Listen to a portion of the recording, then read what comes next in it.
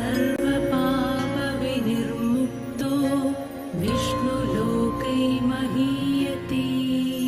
शुक्लाम्बरधरं विष्णुं शशिवर्णं चतुर्भुजं प्रसन्नवदनं ध्यायेत् सर्वविघ्नोपशान्तये।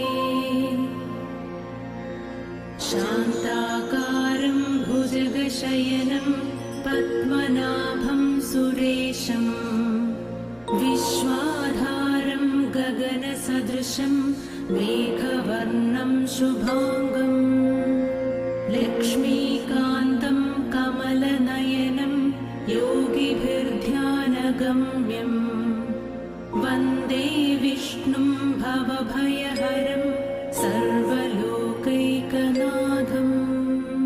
औषधं चिन्तयेत् विष्णुं भोजनं च जनार्दनं शयने पद्मनाभं च विवाहे च प्रजापतिं युद्धे चक्रधरं देवं प्रवासे च त्रिविक्रमं नारायणं तनुत्यागे श्रीधरं प्रियसङ्गमे दुःस्वप्ने स्मर गोविन्दं सङ्कटे मधुसूदनं कानने नरसिंहं च पावके जलशायिनं जलमध्ये वराहं च पर्वते रघुनन्दनं गमने वामनं चैव सर्वकार्येषु माधवम्। षोडशैतानि नामानि प्रातरुत्थाय पठेत् सर्वपापविनिर्मुक्तो विष्णुलोकै महीयते।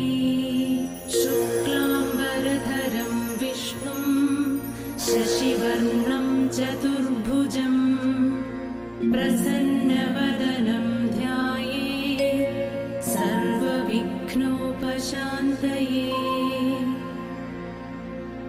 शान्ताकारं भुजगशयनं पद्मनाभं सुरेशं विश्वाधारं गगनसदृशं मेघवर्णं शुभांगं लक्ष्मीकान्तं कमलनयनं योगिभिर्ध्यानगम्यं वन्दे विष्णुं भवभयहरं